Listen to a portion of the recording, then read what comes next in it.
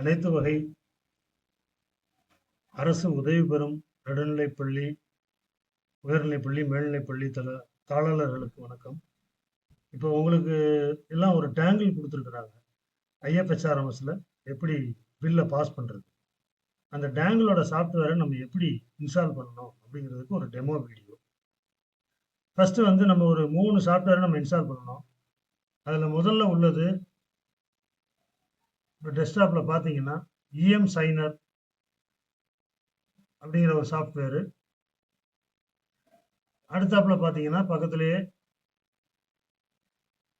Java, இந்த 2 software, இந்த 2 சாஃப்ட்வேரையும் நம்ம இன்ஸ்டால் பண்ணணும்.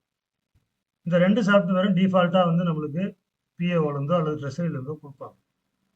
நம்ம அந்த 2யுமே நம்ம லேப்டாப்லேயோ அல்லது பர்சனல் கம்ப்யூட்டர்லேயோ இன்ஸ்டால் பண்ணுறோம்.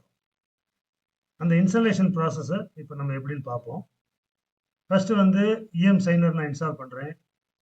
அது ஆட்டோமேட்டிக்காக ஒரு சின்ன விண்டோ வருது. அதில் வந்து நெக்ஸ்ட்டு இன்ஸ்டாலேஷன், நெக்ஸ்ட்டு இந்த மாதிரி அது கொடுத்தா ஆட்டோமேட்டிக்காக சி டிரைவில் போய் அது இன்ஸ்டால் ஆகிக்கும்.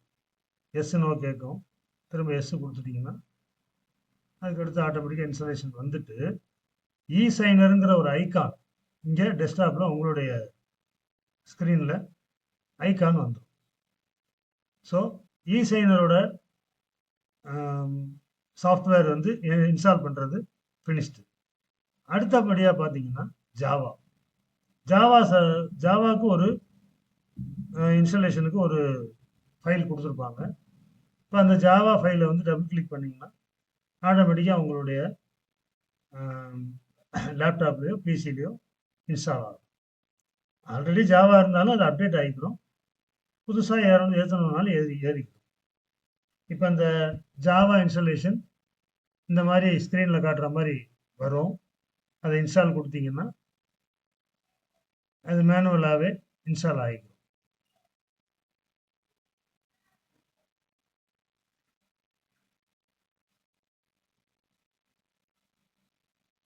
உங்களுக்கு கொடுக்கப்பட்டுள்ள டாங்கில் வந்து நேரடியாக நீங்கள் லேப்டாப்லேயோ பிசிலேயோ போட்டு நீங்கள் பில் அப்ரூவ் பண்ண முடியாது.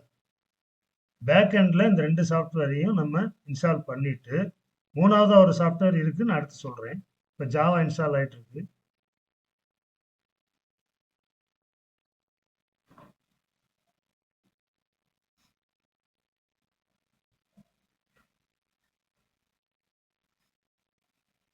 இப்போ ஜாவா இன்ஸ்டாலேஷன் ஓவர். நெக்ஸ்ட் பார்த்தீங்கன்னா ஃபினிஷ் கொடுத்துட்டு நெக்ஸ்ட் பார்த்தீங்கன்னா உங்களுடைய டாங்கிள் கொடுத்துருக்காங்க இல்லையா, அந்த டாங்கிளை வந்து நீங்கள் பிசிலேயோ பென்ட்ரைவ்லையோ சொருகிக்குங்க. நம்ம எப்பயும் போடுவோம் இல்லையா, பென்ட்ரைவ் போடுற மாதிரியே நீங்கள் என்ன செய்யலாம், அதை போட்டுட்டீங்கன்னா உங்களுடைய கம்ப்யூட்டரில் உள்ள மை கம்ப்யூட்டரில் திஸ் பிசியில் பார்த்தீங்கன்னா டிரைவ் காட்டக்கூடிய அந்த திஸ் பிசியில் பார்த்தீங்கன்னா இந்த மாதிரி அந்த பென்ட்ரைவ் அந்த டாங்கிளோட சாஃப்ட்வேர் வந்து அதில் வந்து நின்றுடும்.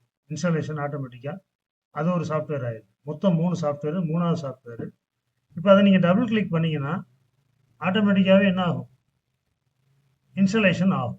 அதில் உள்ள சாஃப்ட்வேர் இன்ஸ்டாலேஷன் ஆகும்.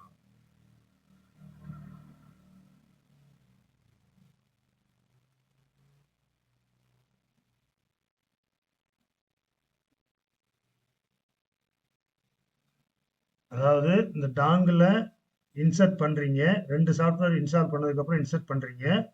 இன்சர்ட் பண்ணிங்கன்னா திஸ் பிசியில் அந்த டிரைவ் காட்டும். அந்த டிரைவை டபுள் கிளிக் பண்ணிங்கன்னா அதில் உள்ள சாஃப்ட்வேர் ஆட்டோமேட்டிக்காக இன்ஸ்டாலேஷன் ஆகும். இப்போ ஸ்க்ரீனில் காட்டுற மாதிரி இன்ஸ்டாலேஷன் ஆகும். நெக்ஸ்ட்டு கொடுத்தீங்கன்னா ஆட்டோமேட்டிக்காக அதில் உள்ள சாஃப்ட்வேர் இன்ஸ்டால் ஆகும்.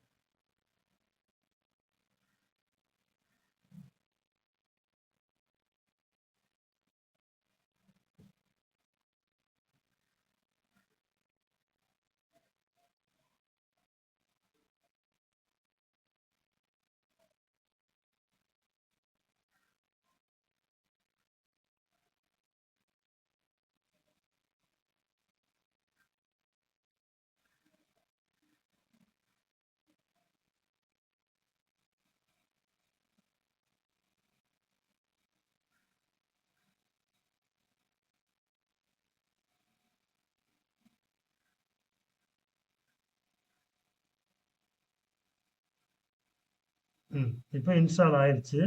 அந்த டிஃபால்ட்டாக அந்த விண்டோ அந்த கம்பெனியோட விண்டோ ஓப்பன் ஆகும். அதை க்ளோஸ் பண்ணிக்கலாம்.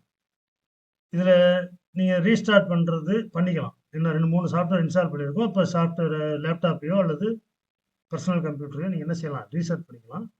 இதுதான் அந்த சாஃப்ட்வேர் பேக்எண்டில் இருக்கக்கூடிய 3 சாஃப்ட்வேர் இன்ஸ்டால் பண்ணுறக்கூடிய அந்த விதம், டாங்கிள் ஒர்க் பண்ணுறதுக்கு இனிஷியேஷன். இதுக்கு அடுத்த வீடியோவில் நம்ம எப்படி அந்த நம்ம போடுற பில்ஸை எப்படி அப்ரூவ் பண்ணுறதுன்றதை பார்ப்போம். தேங்க்யூ.